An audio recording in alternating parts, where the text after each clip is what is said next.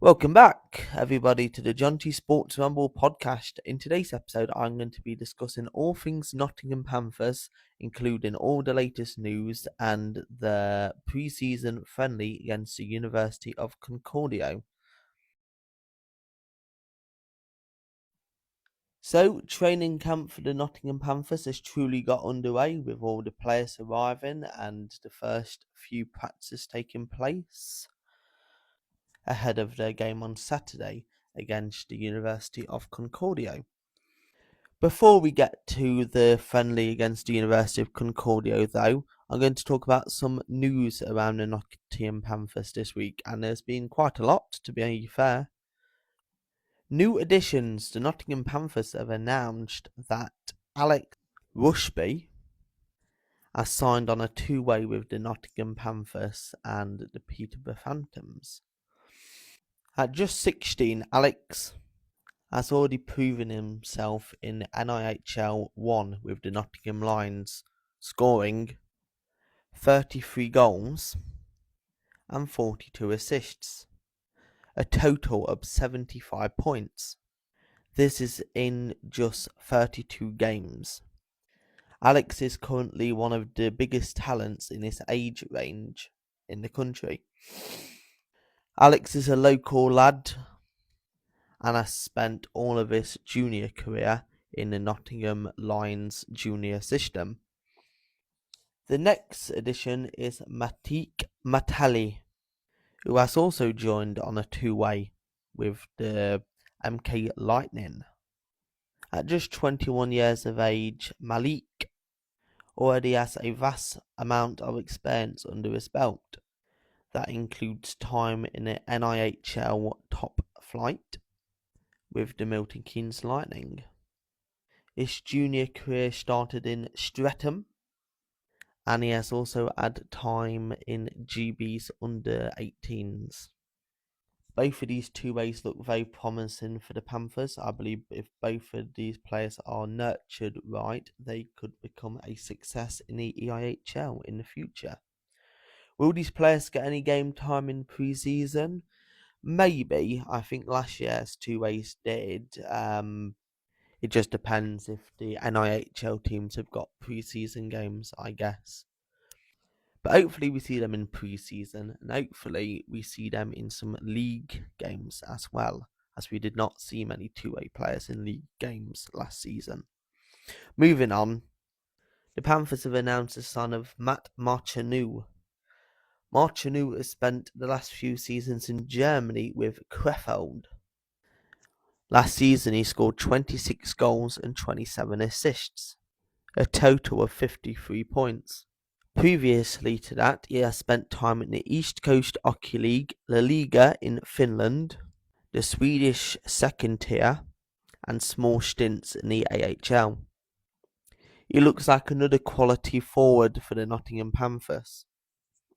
As I was saying in my previous podcast, I believe the Panthers are going to win everything this season.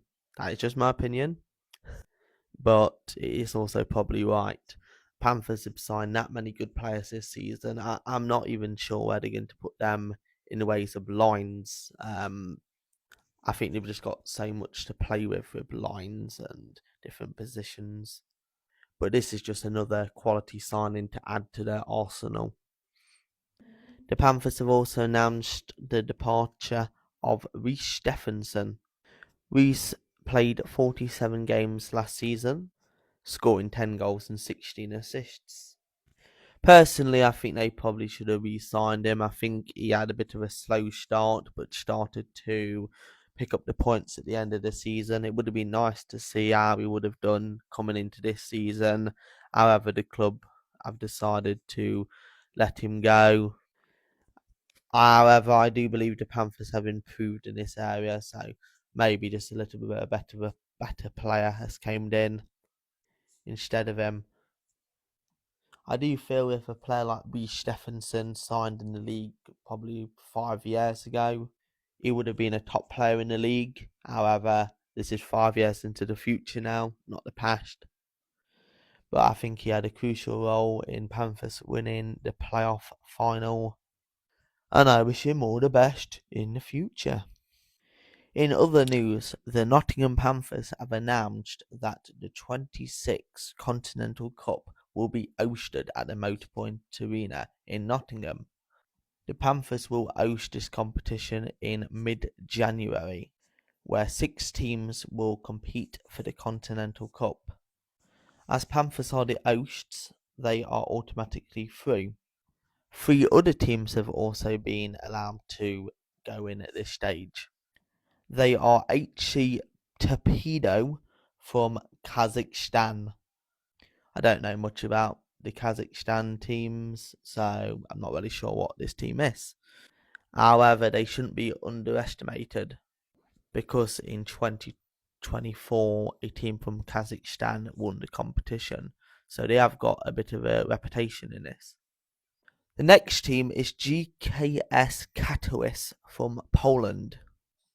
This side was in the Continental Cup last season and they finished with a bronze medal. Some familiar faces are in their squad. Ian McNally has previously spent time with the Coventry Blaze and the Guildford Flames. Another familiar face is Stephen Anderson, previously at the Nottingham Panthers in the 23-24 season.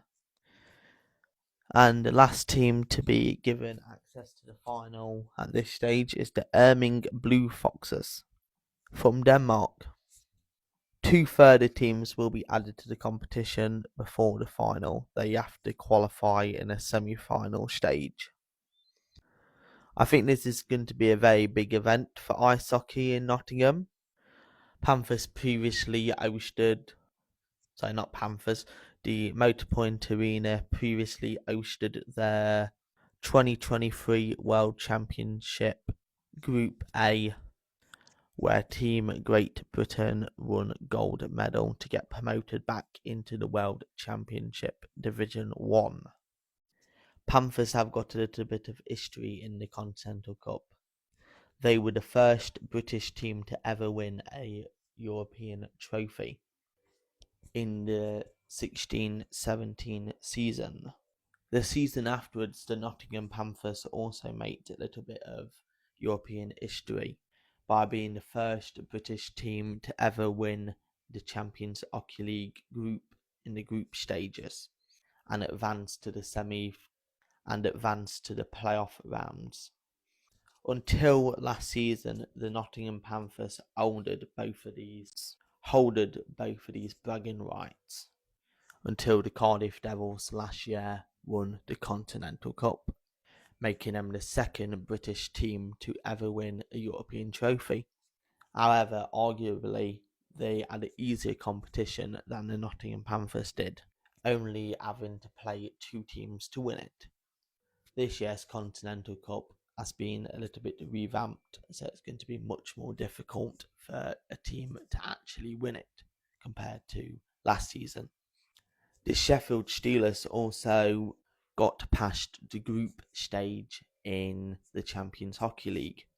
However, similar to the Cardiff Devils, this competition has unfortunately dropped in quality, and the formats have been changed since the Panthers were in it in the 17-18 season. When Panthers were in it, they had to play a group, home and away, each team, to advance into the playoff rounds. The Sheffield Steelers did not have to play in a group. They just got teams to play and to play them.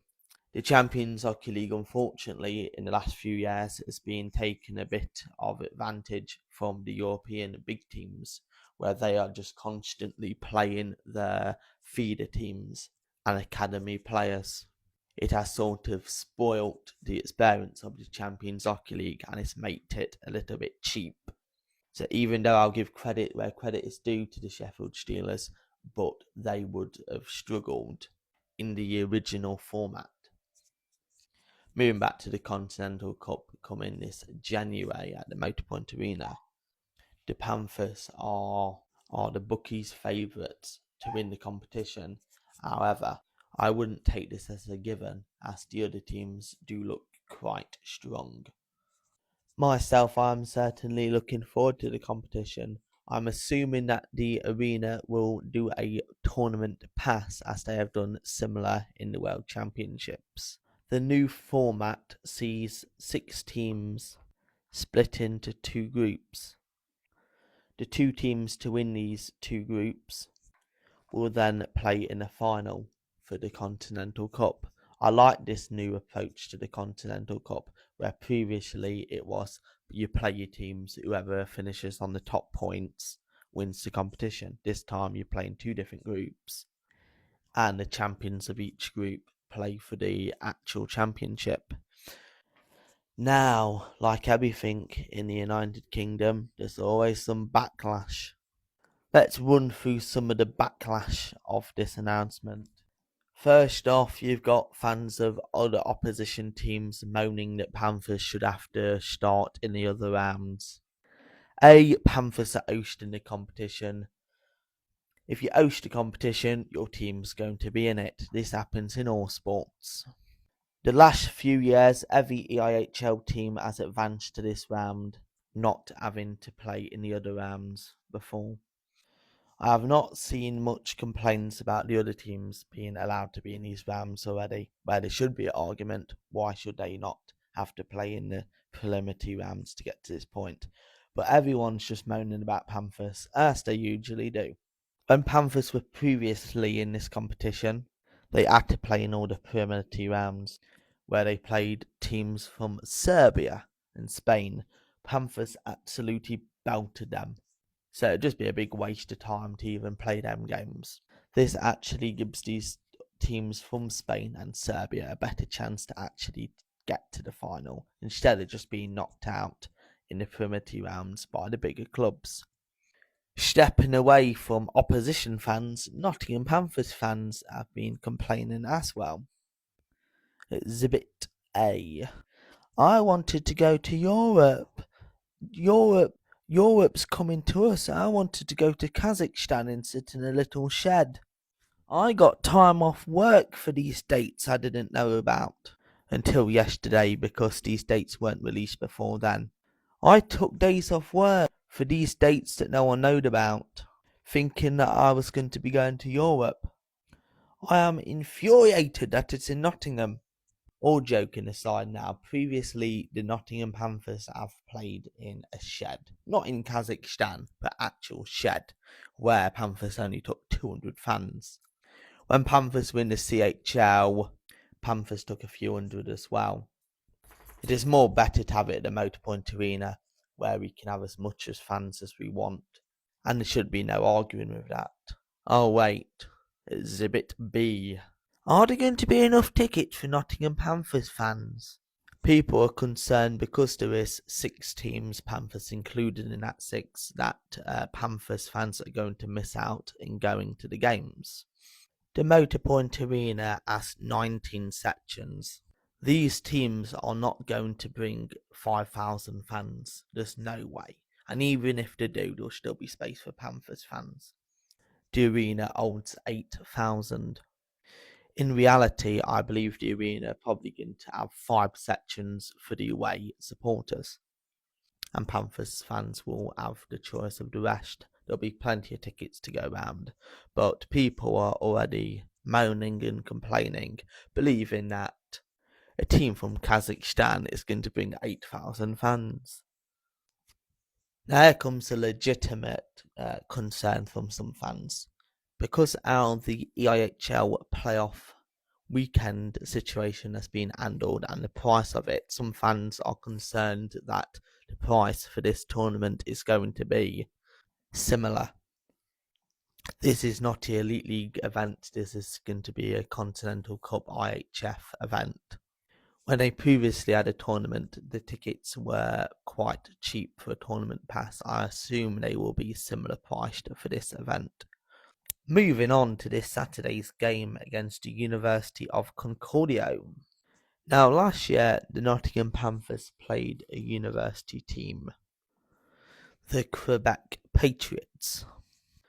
A lot of Panthers fans believed that Panthers would thrash these teams 8-6-0 sort of thing. The team actually beat the Nottingham Panthers 2-1 in overtime, which shocked all fans. I think this time a lot of fans are going to be a little bit cautious with their predictions, as these teams seem to be a very quality university outfit. Let's talk a little bit about Concordio. Concordio finished first in the Canada East Conference in the U Sports last year. They got to the final of the U Sports Championship where they lost to the University of New Brunswick. Their team for this season. Now, their team for this season, it's a little bit complicated to know who will actually be playing in this game as their roster is currently not full. I remember this being the same issue with the team last year. They will have a full team when they come to Nottingham on Saturday. However, these are not published for some reason. I think it's maybe some trialists and different reasons. However, I picked out some interesting names that I am going to talk about a little bit. Joe Vobetic is going to be the goaltender for the University of Concordio this season. At the age of 22, the 6'6" goaltender has been drafted by the Montreal Canadiens in the 7th round, 214th pick. He has a vast amount of junior experience in the OHL with the North Bay Battalion.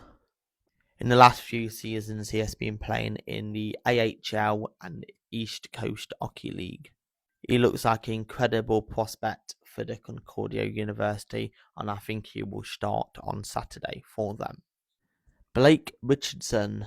Blake Richardson is the son of former Panthers player Bruce Richardson. His son is into his second year with the Concordia University.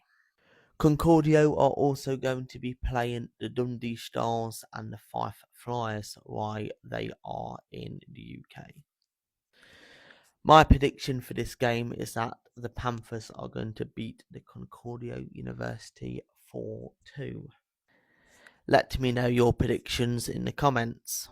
This has been the second episode of the John T Sports Rambles podcast.